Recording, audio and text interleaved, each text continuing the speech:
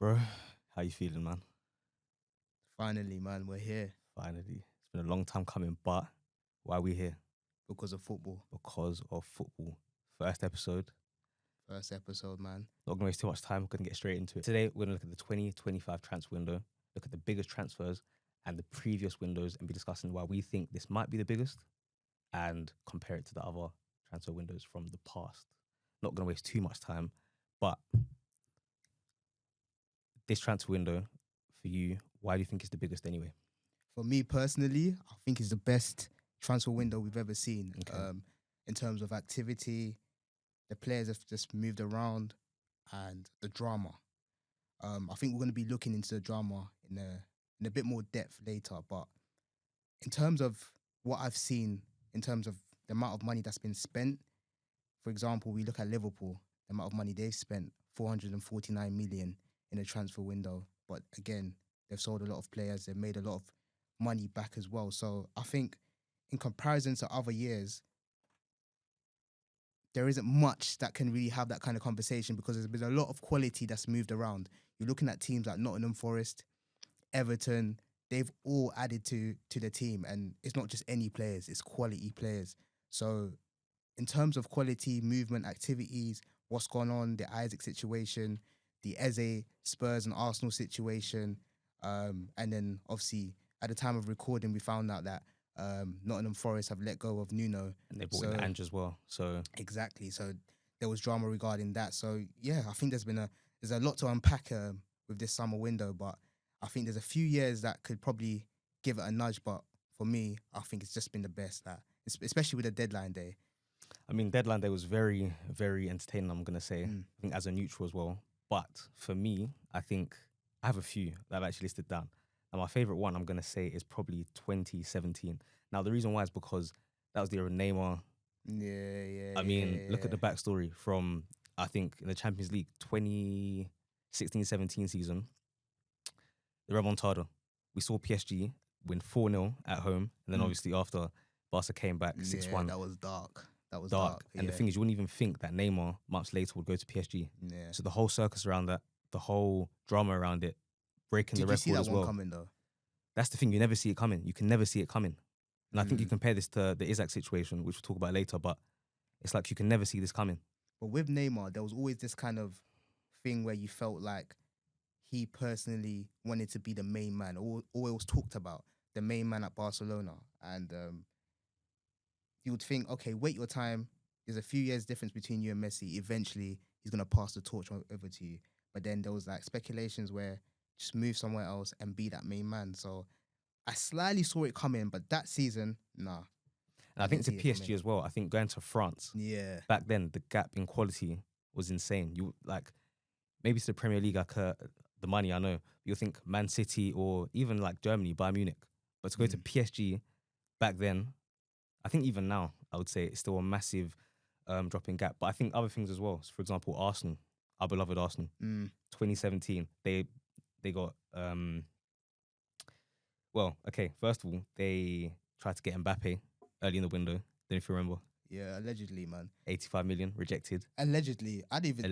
Allegedly, because I think Arsene Wenger, you wrote a book, and he said he did try to sign Mbappe. I don't know whether or not that was 100% true in terms of a bid was put through. I'm not too sure about that, but yeah, Mbappe at 17 at Arsenal. Would have been mad. Yeah, that would have been mad. But I think he made the right decision because back then. But then also the Alexis Sanchez situation. Was that in 2017? 2017. So we held on to him for so long, rejected so many bids. Then City came in, we accepted the bid. And then obviously the embarrassing Thomas Lemar, 92 million. Yeah, that 92 million. Gosh. How were you feeling though at that time? Were you gassed a little bit? Nah, I was nervous. You weren't happy about it? Nah, I wasn't. Really? Because think about it, 92 million for Thomas Lemar. I think, looking back now, even in the moment, I thought, if we sign him, he's going to flop. Did you think so? Yeah. Fair enough, yeah, because of the pressure of the transfer fee, but he was quality. Like, let's not forget, he was quality. I think when you look at that Monaco side, they had Bernardo Silva, Mbappe, Falcao, Thomas Lemar. Is it Fabinho as well? Fabinho was there. At the time, James was there, not with that. Yeah, they were all causing carnage, like all of them, literally. And I think that season, the two standout players Three standout players were. I think Bernardo Silva moved the season before, or was it that season as well that he moved? I think it was that season. If it was that season, the three standout players were Thomas Lemar, Mbappe, and Bernardo Silva. Because I think Thomas Lemar had the most amount of assists that season. I remember well. And then Mbappe he wasn't top goal scorer. Was he top? Scorer, I think. Yeah, I think he was maybe joint top. Yeah. Joint top. But yeah, when I saw that, I was thinking, I was gassed. I can't lie. I was happy. I was thinking, okay, finally, because I thought he was a baller, but I think we did try to overspend. So you weren't feeling kind of nervous because £92 million back then as well. Not nervous. I just felt like it was just not the smartest decision that Arsenal could make to spend 92. It was definitely a panic buy because this was deadline day. Deadline day as well. The day before deadline day. It was a panic buy, definitely. Or something just to show Arsenal that this is what we're trying to do, because who rejects 92 million for Thomas Lemar? Like, who does that? Do you know what's mad? Actually, it got accepted, but he rejected the move. It was too late. Oh, he rejected the move, yeah. Wow. Too late. But that's insane.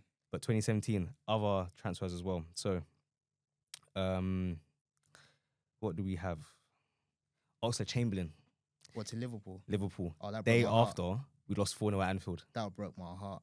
Chamberlain, man, why you got to do us like that, man? Chamberlain, man. That was brutal, man. And on top of that, I think Liverpool, Van Dijk. So remember the whole situation between Van Dijk and Liverpool.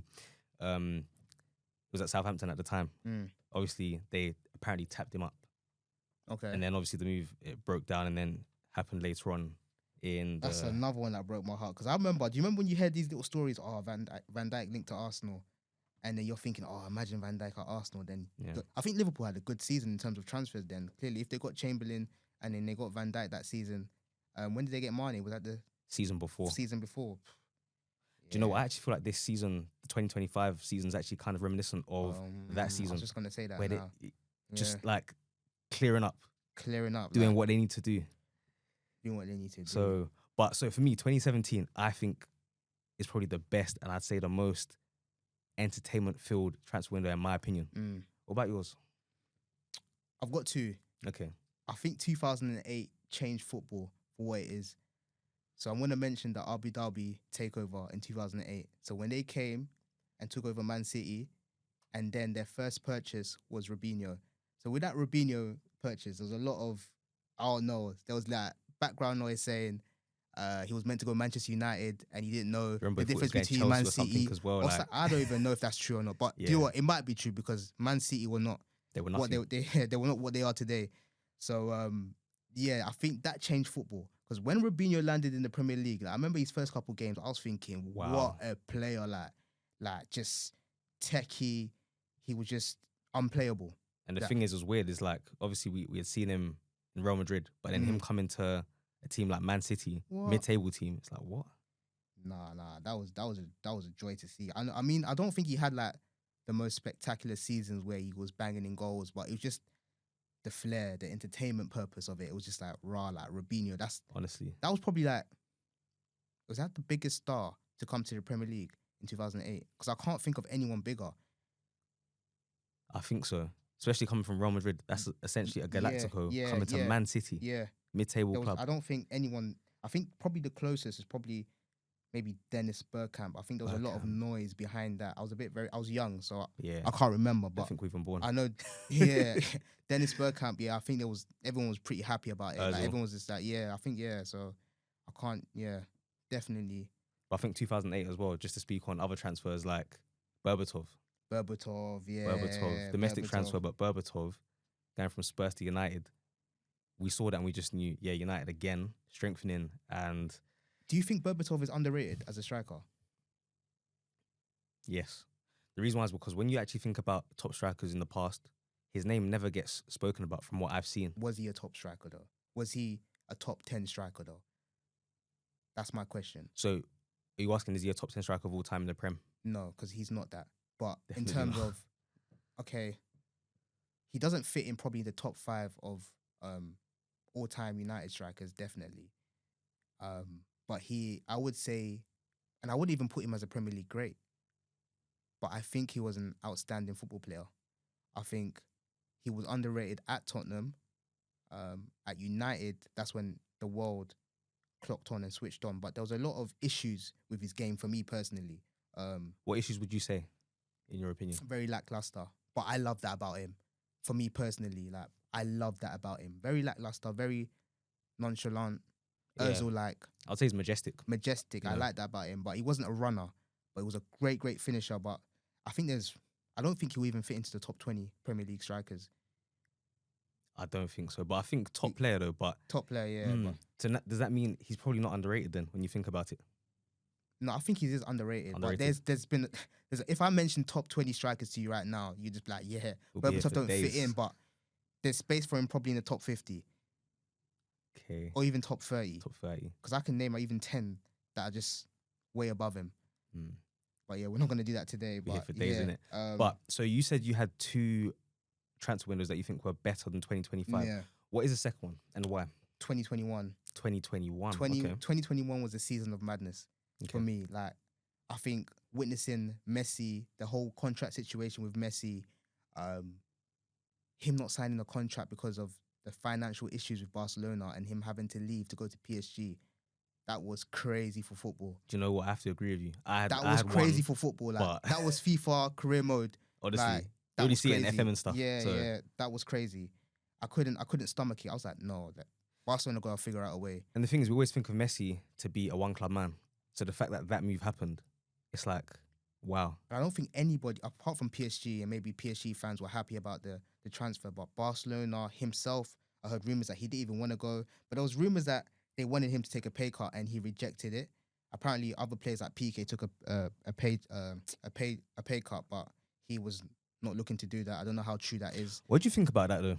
In terms of being a player and doing things such as like taking a pay cut, looking at Isak, for example, going on strike. As a player, what do you think about that? Is that a correct stance to go about, I'd say, work?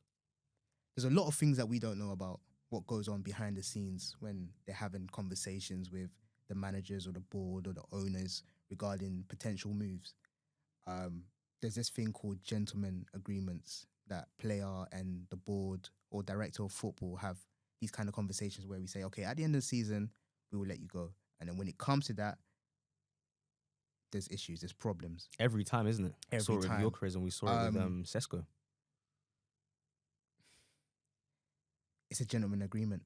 Doesn't mean we're saying we're 100% going to let you go. Yeah. I do get it from Isak's point of view or Gyökeres' point of view or Messi's point of view where you've been let down by the club.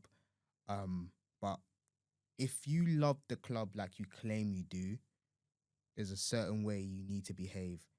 You look at Mark Gahey, how he handled himself. He might be fuming. I know he's fuming. I think there was an interview with him and Noni Madueke. I see it on Twitter the other day after the, I think, 2-0 victory with England. And they interviewed him and I asked him, how do you feel about the whole Liverpool situation, even being here on international duty and going through that? And you can tell he's very composed. He was very composed. But if you look in his eyes, like... You see the pain. Yeah, you can see the pain. For me personally, you can see the pain. He acted with integrity and honesty because he's made it clear he wants to leave and he didn't get his move. Yet, people who didn't got their move. So what does that go to say or show to other players? Do I need to cause a ruckus in order to move? Yeah. Clearly I do.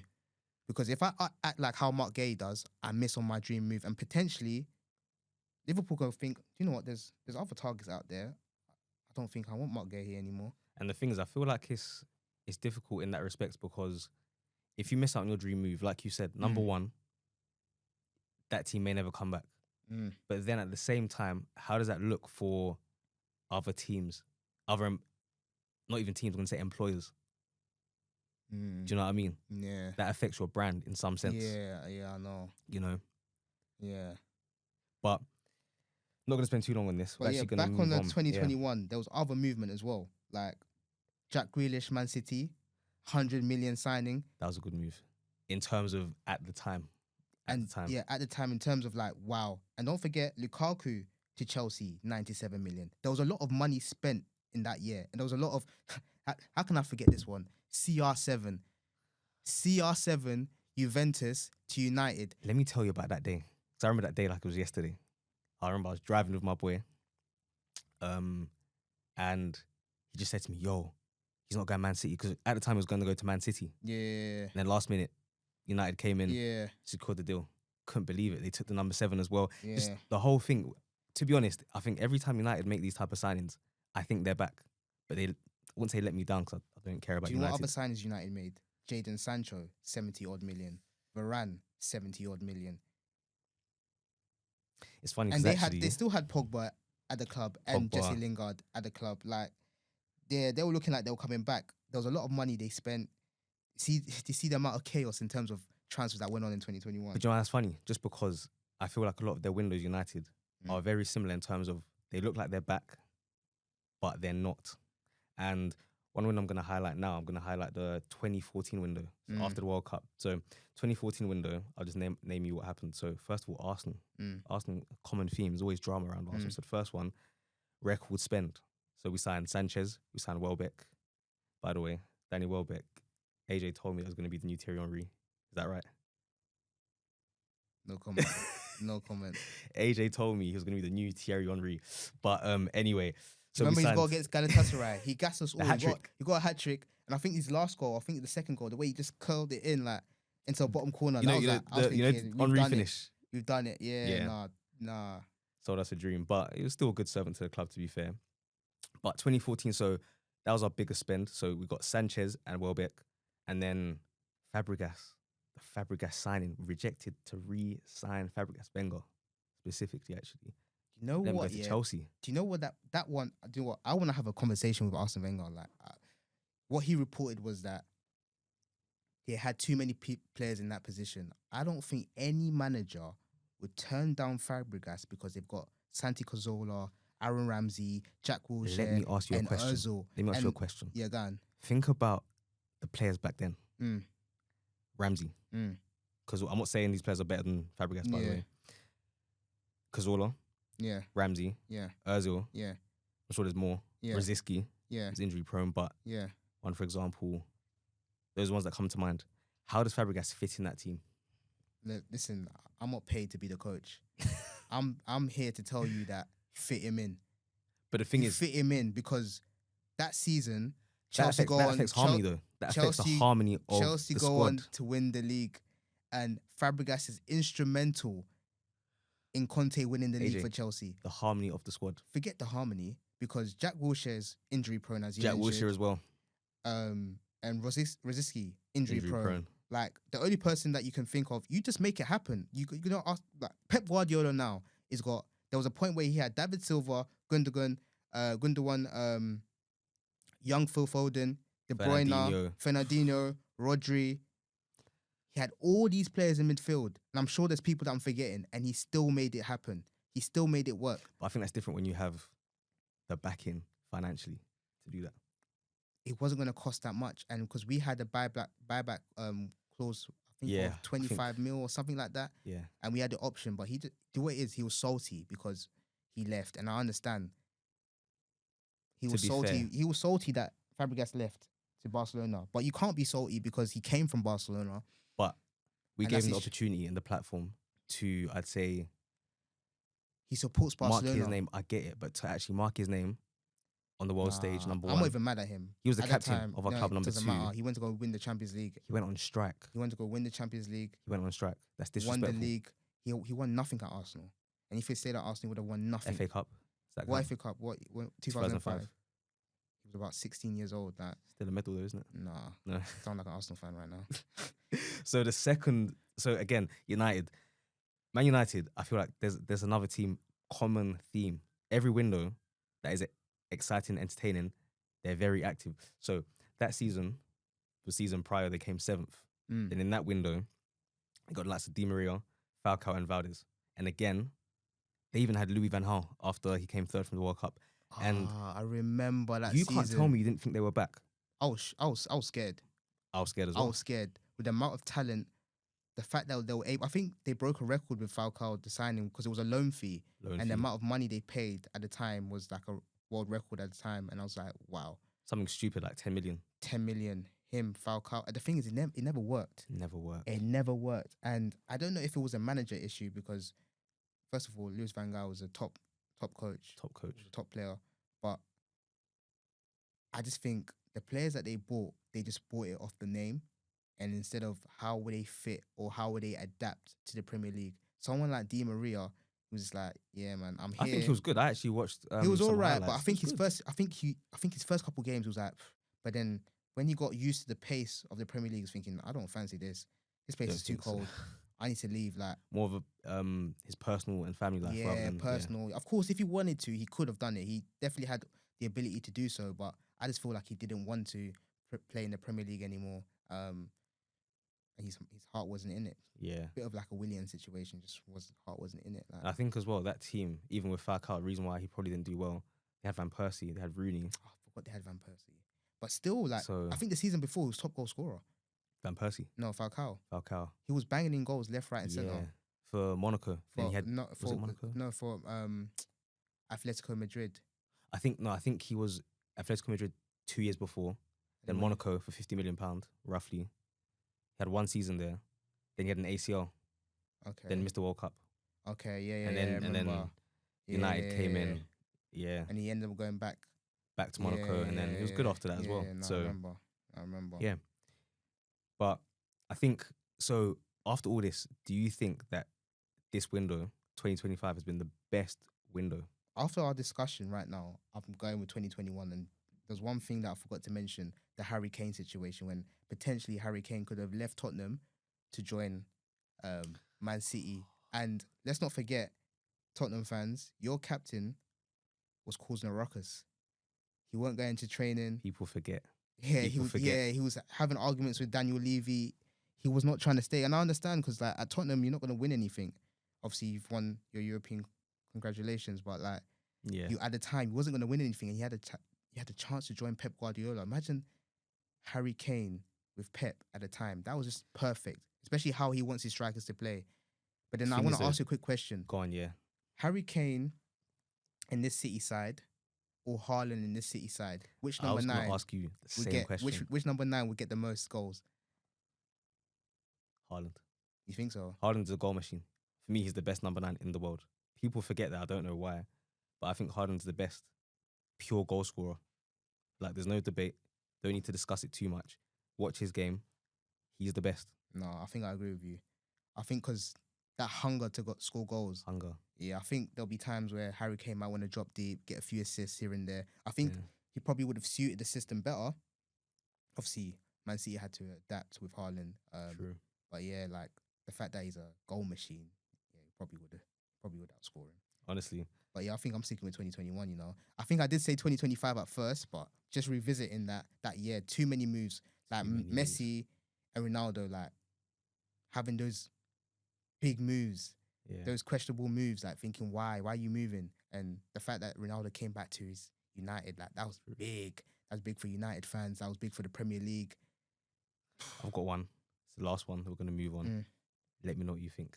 And the reason why for me this is the best, I was a bit young, but it's the best for me because there was no social media, which means everything that happened was a surprise.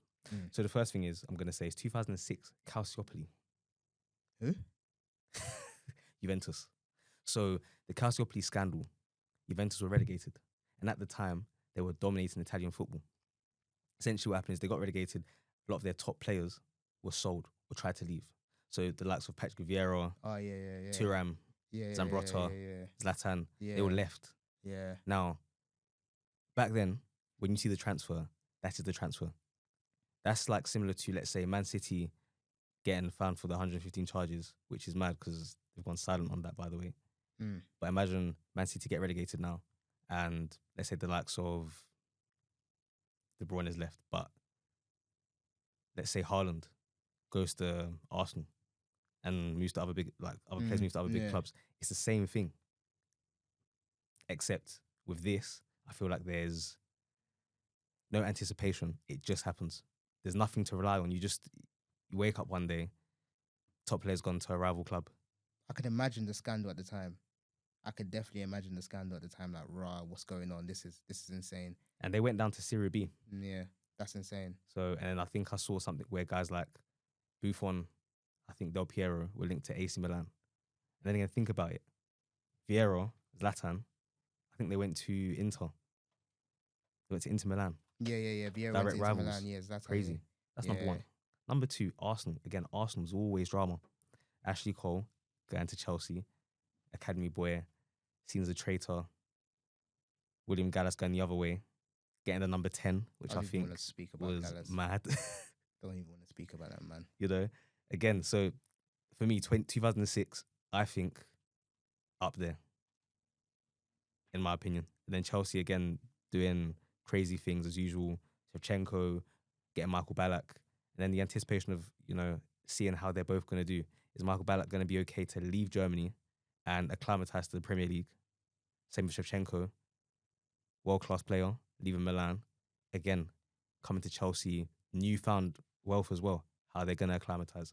So I think 2006 is up there. That sounds like an insane year. Can't lie. That sounds like an insane transfer window. So would you say like the likes of David Ornstein, Fabrizio Romano, their influence on transfer windows kind of had an effect, positive, good, negative, on transfer windows? Because obviously you've mentioned 2006, which I can't really remember, but yeah, that sounds like if that was documented, wow. So do they kind of take it away from it? Are we being biased by mentioning 2021 or 2025? I feel like they're still exciting in terms of the job they do and kind of feeding us the information that we need. However, some transfers we know that they're going to happen months in advance. Yeah. And even sometimes, I mean, did you see like Manuel Akanji?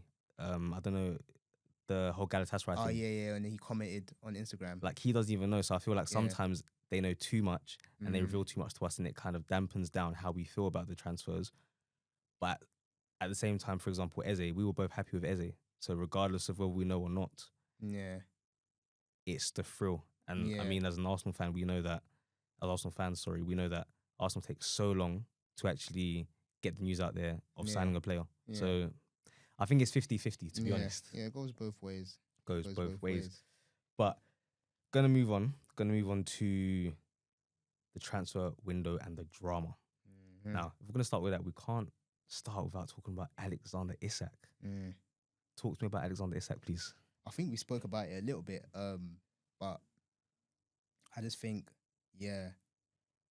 I did not expect the whole Liverpool transfer saga in the first place. I think towards the middle of the season, last season, I think David Ornstein came out with a report saying Arsenal Arteta liked the idea of having Isak at Arsenal. There was a lot of that conversation. I never really heard Liverpool. So Liverpool, that whole transfer rumor came out this summer. I was shocked. I was disappointed. I had some hope that Arsenal might maybe put in a bid or just be around that conversation. It seemed like he made it clear that Liverpool was all he wanted. And the fact that reports came out maybe end of July, August, when Arsenal had got Gyökeres, Man United had got Sesko already basically in the bag. It was like, why would you cause a ruckus so late in this transfer window? And why were Newcastle hiding the situation? Because it must have been clear that he must have had the gentleman agreement, which he said on Instagram, that they made a deal that he would leave the club at the end of the season. But if they hid it, said he was injured, so he didn't join pre-season. I mean, as a Newcastle fan, I'm just looking at that thinking, what is going on here? Because they made it clear that he's not going anywhere. And even if he's going to leave, 150 million is what it's going to take. And I didn't think anyone had that kind of money to spend, especially after Liverpool spent 120 million on Wirtz. I didn't think they had an extra 150 million lying around to go buy a player of that quality. So wait, do you think that this transfer has had a massive effect on how Newcastle's project is viewed, I guess, from the outside looking in? Good question. Because a couple of years ago, you think, wow, takeover, got new owners, lots of money. We've managed to nab Bruno Guimaraes from Arsenal. We've got Tonali. We've got Isak now. They've got Gordon. They've made these investments and you're thinking it's only up from here now for Newcastle. And then when you see such a pivotal key player, probably the best player they've had since Alan Shearer, leave the club, he just thinks, why would I want to move to Newcastle now? Because now it's going to seem like they're going to become a selling club. You're looking at Gordon thinking, if Gordon has a good couple of seasons and then Chelsea come knocking on the door, or maybe Arsenal come knocking on the door, he's going to think, especially how Newcastle move over the transfer window. I mean, the upcoming seasons, like, are they going to be challenging from the title? Are they going to be in top 4? And I don't think they are going to be challenging for the title anytime soon. That's the thing. I feel like on the field, even in the league, they don't have like a concrete position in the top 4 or top 5 now it is. I don't think anyone does, though. No one has a concrete position, barring probably Liverpool or Arsenal.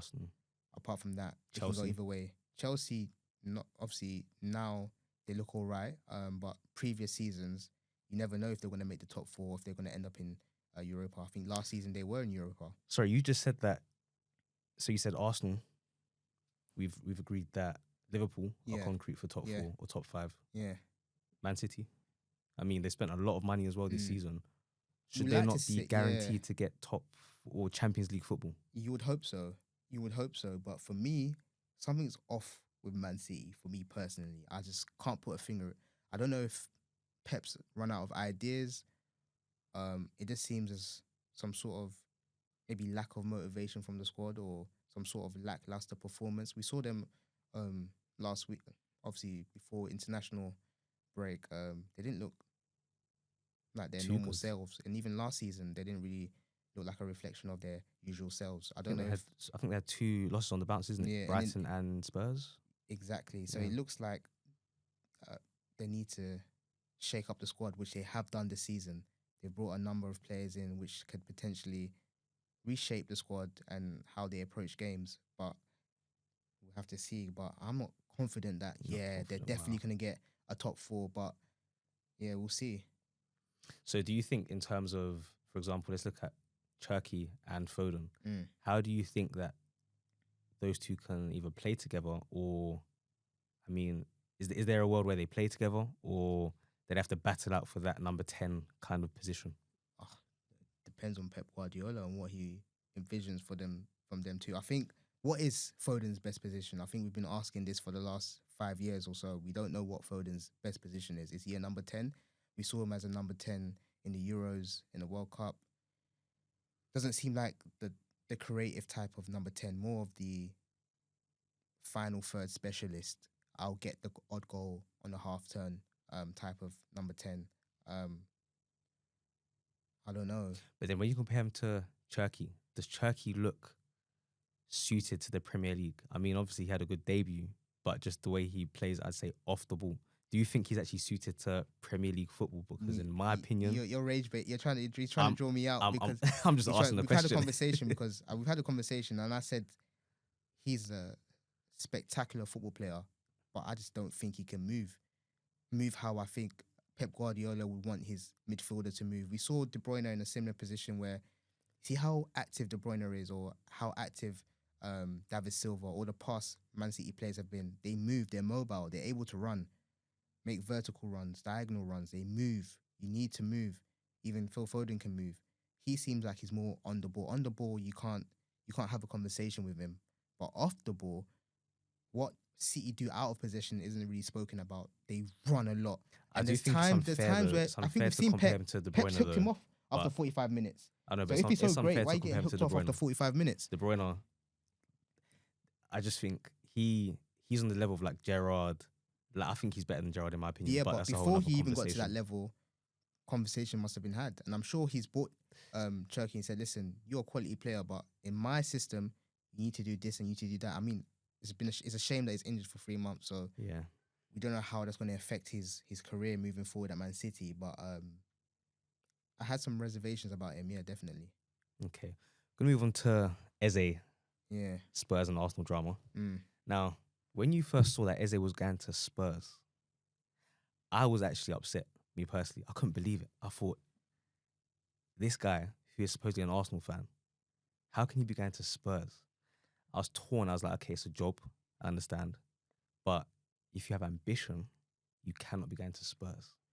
Yeah. How are you feeling when you saw that news anyway from Spurs and then the whole hijacking? Yeah, so I think we saw that first. I think early on the window after the Morgan Gibbs White situation where obviously they couldn't get the player that they wanted. There was rumors that Eze was a target, but it was also a target for Arsenal. So when I heard he was a target for Arsenal, I'm thinking, yes, of course he's come to Arsenal. He's an Arsenal fan, so if he's going to have to pick between two clubs, it's definitely going to be Arsenal.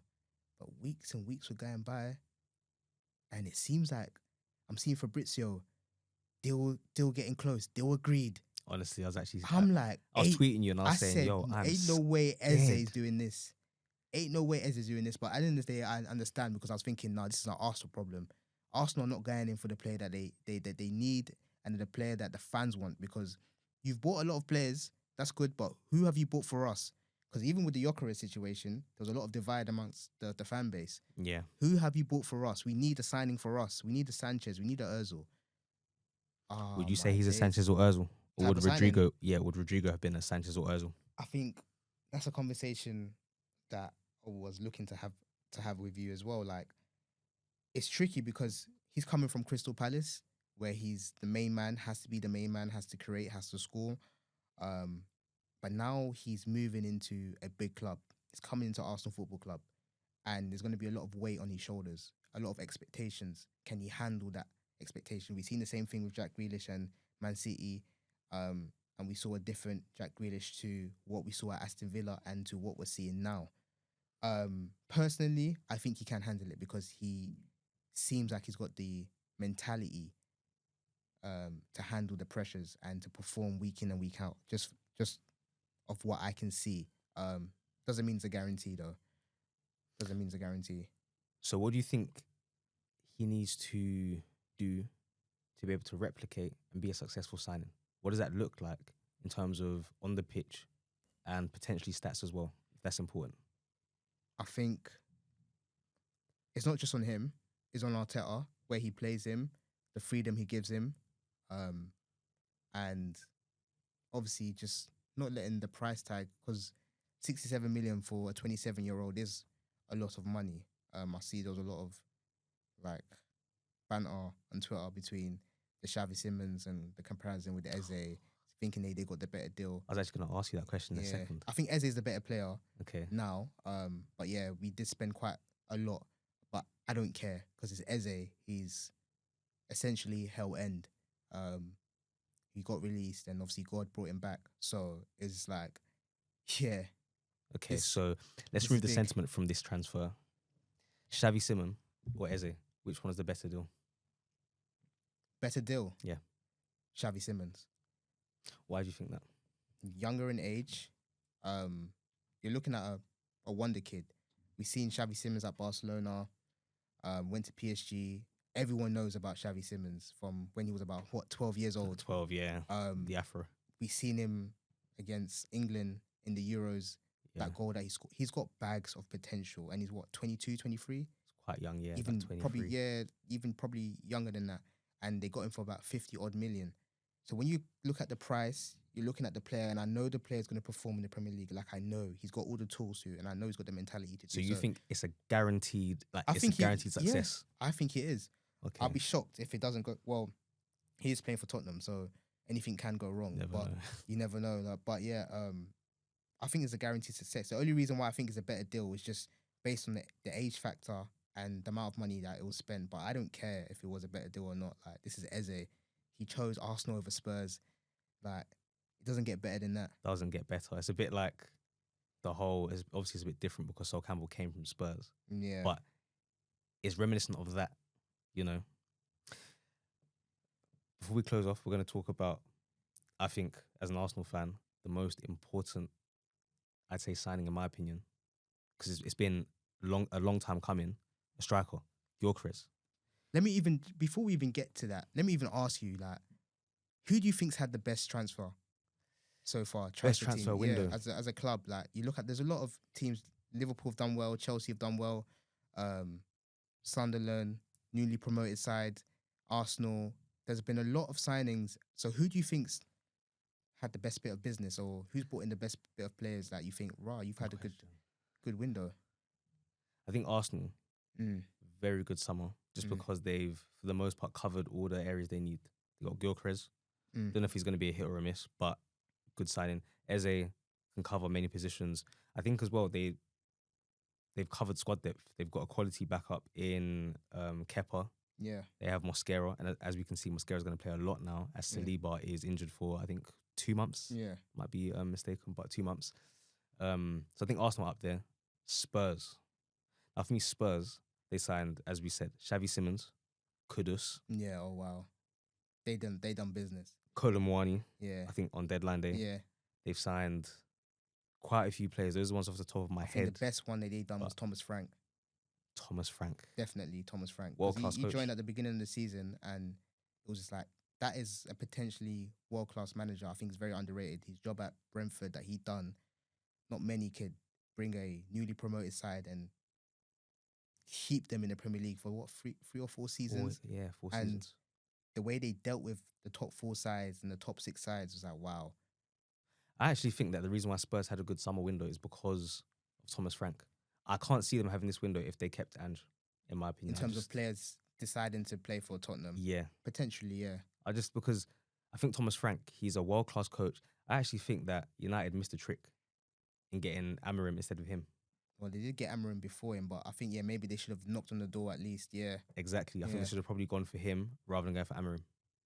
You know, because I feel like United would have probably bought similar players that Spurs have now, plus Mbeumo, they still have Mbeumo, all these other guys. Yeah. But I think, so Arsenal, I think Spurs, very well. Sunderland. Now, my favourite for me, Sunderland. The business they've done this summer, I think there's no way they're going to go down. They're not going to get relegated, for one. I think I'll go as far as to say that I think that they probably can push for top 7, potentially. Just because I feel the squad, getting Granit Xhaka. Sorry, can you say that again for me, please? Just repeat that. I'll talk to the camera. Yeah. I think Sunderland can probably get top 7 at a push. Honestly, look, signings like Granit Xhaka, he's a world-class midfielder, I think. Top 7? Yeah. Sunderland? At a push. Like, so where do you think they're going to finish? Where do you think they will actually finish? The top 7 sides, the lowest they're going to finish. The top 7 sides in the Premier League are Man City, Arsenal, Liverpool, Aston Villa, Newcastle. I feel like the top 7, I think from 6 and 7, or let's say 6 to 8, they're That's really high. So you think they're getting into Europe? They could get Conference League, I think. So what's making you say that? Number 1, Granit Xhaka. World-class midfielder. They brought him and made him captain. Yeah. Straight away. Yeah. For one, he's a leader, by the way. Yeah. We knew when he was at Arsenal, we knew that he was the captain about the armband. Yeah, definitely. So I feel like just having him already, they can't go down. Then on top of that, they got Brian Broby, they got Gertruda, they've got, who else have they got? They honestly can't say off the top of my head, but they've made so many signings, and I just think even how they look on the field. I feel like Stadium of Light is going to be a hard place to go to this season. A lot of teams are going to struggle there, in my opinion. They've started the season well. They've got a lot of quality. Yeah, but I don't know about no top 7. But I do agree with you that Xhaka signing is a statement signing. The fact that they were able to bring him in, wow. And of course, he's going to have to be the captain. Granit Xhaka, world-class midfielder. Underrated as well. I think people are starting to clock his quality after he's left Arsenal. But underrated player. I remember that game with Switzerland and France. Wow. It was against him versus Pogba. Wow. That was a game. That was a showdown. But let me give you my ones. I don't know if you mentioned Liverpool, but obviously on paper, Liverpool. Standard, isn't it? I think overall, they've had the best transfer window. I mean, you look at the players that they brought in and the quality. Obviously, they replaced Trent with Frimpong. I think they will experience the similar issues defensively. They've also bought Isak, Ekitike. Yeah. I don't know how that's going to work between them two. I don't know who's going to play on the left, who's going to play in the middle. And obviously the 120 million signing in Wirtz. That's a lot of money they've spent, a lot of quality they've added, and that's the back of them winning the league. It shows that they're not here to play. I think they should try and go for both the league. I know they are, and the Champions League. I can see I it. think if they don't get at least semi-final, final with the Champions League, that's a failure with that squad, and not even to mention their outgoings. So I've written down their outgoings. Yeah, fair enough. They spent a lot, but they've made a bit of money. So they sold Luis Diaz for 65 million, right? And then do you know who Tyler Morton is? Isn't that the guy that they pretended to sell him for £15 million, but actually it was about £8 million when the was that not? Yeah, so apparently they forged the Really? apparently that's what I so saw. Yeah, I'm not too sure about that, but yeah, he's gone down for 15 million, and I don't think he made more than like 5 appearances for Liverpool. Arsenal can't do that. They can't sell like that. horrible at selling. And then do you remember Kwanzaa? He had a few. Kwanzaa. Yeah, he was decent. 35 million to buy 35 million. Leverkusen. But the thing is, that looks like a favour between probably the two teams, because Wirtz and 35 million. I don't think he's done anything to warrant that kind of fee. I know he's English, but wow. And then Harvey Elliott on a loan, and then with Obligation. the obligation to buy 35 million, and Ben Dork, 25 million to Bournemouth. Yeah. And then Darwin Núñez, 46 million. Yeah, but they made a loss. That's the thing. They made a loss on Darwin Núñez. But they did get rid of the players. Look at Arsenal. We just had to loan everyone out. That's the thing. Do you know what I'm going to say? I'm going to say give grace to Andre Berto. I think with the incomings, I think he's done well. Outgoings, that's a process that needs to, I'd say, happen over a longer period of time, because I'm sure teams take us for a joke when it comes to buying our players. Yeah. But last thing I want to touch on, talk about Isaac, and Ekatike. How do you think they're going to line up, and what do you think is the best way for those two to line up? I don't know. I think it depends on what Isak. It depends on Isak if he wants, or if he cares so much to be the centre forward on paper. He can act as an inside forward on the left. I don't see Ekatike playing on the left. I've never heard that he can play on the left. He just seems like a traditional striker from what I know of him from PSG days. And where was he at? Was he at Rennes before? Rennes, yeah. Yeah, just pure striker, pure number 9. But the only person that's a bit more flexible is Isak. So it depends. If that is not an option, then it's going to be a simple one starting and one's on the bench. And if we're chasing the game, we might make it a 4-4-2. Sorry, hold on. You can't put. How much was Ekatike? Basically 90 million. You can't put a £90 million player on the bench. In what world is that normal? Besides when PSG did it to Colin Mwani. That's not normal. Just straight after buying them as well. Yeah. It's not normal, but I think they interviewed him, and he basically said, yeah, I'm happy for the competition. Like, if he's playing and I'm not, he's going to be happy for him. So it seems like a discussion's already been had. But they can play together. I think Slot can make them play together, but it depends on the system, because I can't see them playing a 4-4-2. It makes them very exposed in the midfield. And it's not like they have the most defensive back four. You got Frimpong and Van Dijk. Who's the left back? Kirkez. But then Van Dijk as well. Yeah, he's getting on in age. Probably the most solid defensive person there is Konate. For me. So wait. So you wouldn't say Van Dijk is a solid defender? I think he is. I think he's still world class, but okay.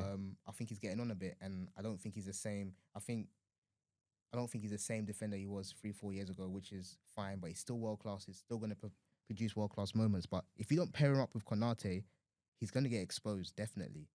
100%. I think I saw him on preseason, I think 1v1 against Leao. I mentioned this to you so many times. Why are you backing up? Like, it's like you're basically saying come and score. Yeah, and he does that a lot. I think there was a situation many years ago where I think Messi was coming up against him. Yeah. And he got what defender was it? And he just threw the defender at him. Like, I can't remember. Was it Robertson? I feel like he grabbed someone he pushed him. Threw them. I think it might have been Gomez. Like, and it was like, come on, man, you're a leader. I don't see Pepe or Sergio Ramos doing that. And that's why he never gets dribble pass on stats, because that's crazy. He does stuff like that. But so you think he basically cheated his way to that record? I'm not saying that. He's still a world-class defender, but I think he's the best defender in the Premier League still to this date. Probably him or Gabriel in the Premier League. But yeah, I just think he's getting past it and he can get exposed. I think naturally, it's 34, isn't it? So yeah, naturally that would happen. I just want to quickly touch go on Everton as well. I think the business they've done as well was just like, wow, the amount of players they brought in. I think they brought in a lot of quality, and obviously you've got David Moyes at the helm as well, back to his home club really, and you've brought the likes of Jack Grealish, you've brought the likes of Tyler Diblin, who will sought after from everyone, Man City, United, Arsenal, and then you've got Dewsbury Hall. And I think as well, as you said that's before, quality. Like that's quality. That's a top 8. That's a mid-table pushing for Europe team. And the thing is, I think as you said before, there's no better man essentially than David Moyes. Yeah. To take Everton back to maybe top 6. I feel like they should be top 6 at least. At least. I think so far, I think we can both agree. Grealish with Dewsbury Hall, they look amazing. The connection they have so far. I think four assists so far. I think a couple 3 of goals or something. Yeah. Yeah, I think he's soon going to be back in that England squad before the World Cup. So I think he definitely wants to be on that plane. Definitely. But is he going to be on the plane though? I don't know if there's space for him. I think if I have to pick between him and Rashford, at the moment, I'm picking Grealish. I'm picking Grealish. I mean, I think Rashford's the better player, but from what I've seen at Barcelona, kind of reminiscence of the Man United days, and him. I know he scored the other day, but still, I'm not seeing the Rashford convinced. I'm not convinced. I'm not seeing the Rashford that we're supposed to see. And if Grealish can keep it up for the next couple of months, stick him on the plane. And I think especially being domestic, he has an advantage to actually go on the plane. Yeah, exactly. 2026. Exactly. But we'll see how Rashford does anyway. But fingers crossed he does well. I do like Marcus Rashford, to be fair. But anyway, first episode out the way. Yeah, so guys, thank you for coming. Like, comment, and subscribe.